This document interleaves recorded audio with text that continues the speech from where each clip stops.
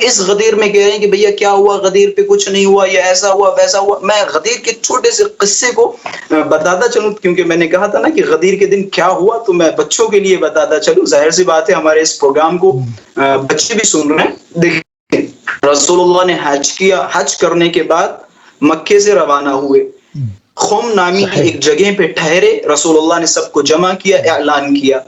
ایسی جگہ ٹھہرے جہاں شام کا راستہ نکلتا ہے، عراق کا راستہ نکلتا ہے، مدینے کا راستہ نکلتا ہے۔ رسول اس جگہ ٹھہر گئے تاکہ ادھر ادھر لوگ نہ جا پائیں، وہیں پہ رک جائیں، سارے کے سارے جمع ہو جائیں۔ رسول اللہ جمع ہوئے۔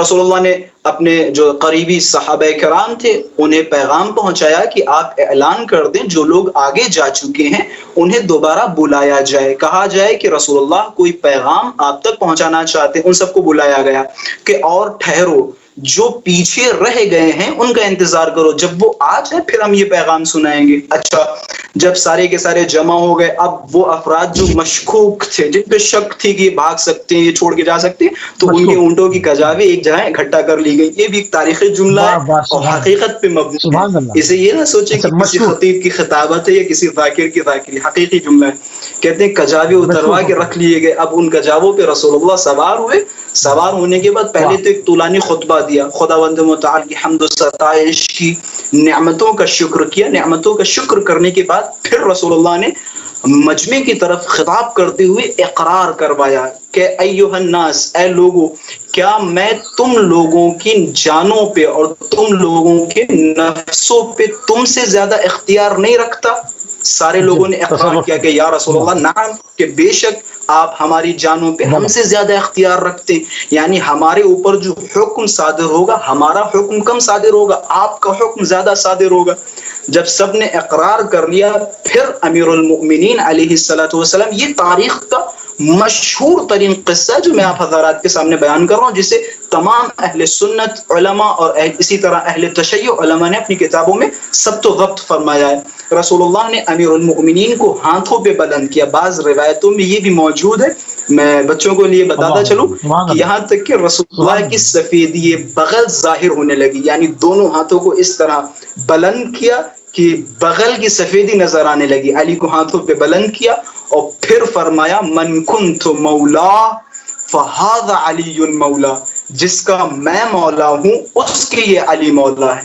یعنی اگر تم لوگ یہ اقرار کرتے ہو کہ میں تم لوگوں پر اولویت رکھتا ہوں تو علی بھی تم پر اولویت رکھتے ہیں، تمہاری جانوں پہ تم سے بے شک زیادہ رسول. حق رکھتے ہیں۔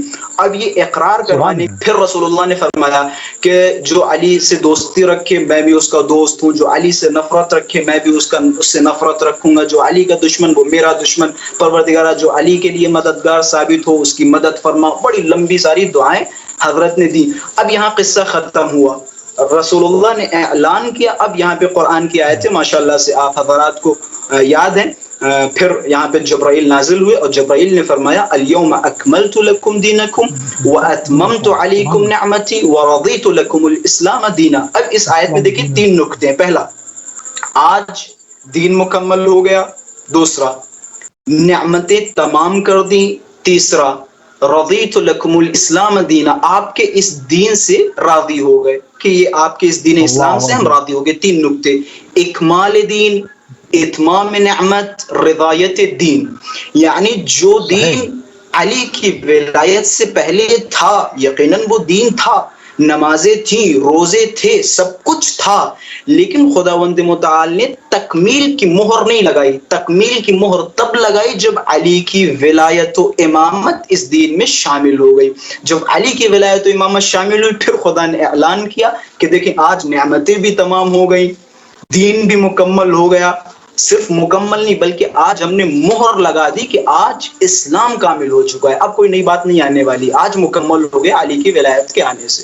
یہ دیکھیں تین سبحان نکات۔ اللہ سبحان اب یہاں پہ قصہ ختم ہوا۔ میں جلدی جلدی اس قصے کو بیان کرتا چلوں کیونکہ وقت بھی ہمارے پاس بڑا مختصر ہے۔ یہاں سے یہ بھی میں جو بیان کر رہا ہوں یہ بھی اہل سنت کے تمام علماء کرام ان جملات کو اپنی کتابوں میں نقل فرماتے ہیں۔ غدیر کے قصے کے بعد کہتے ہیں سب سے پہلا آدمی، اس چیز کو تفسیر الدر المنثور میں بھی نقل کیا گیا، پھر اسی طریقے سے طبری صاحب نے بھی اسے نقل کیا ہے، اور بھی اسی طرح مختلف مفسرین اور مختلف مؤرخین نے اپنی کتابوں میں اسے نقل کیا۔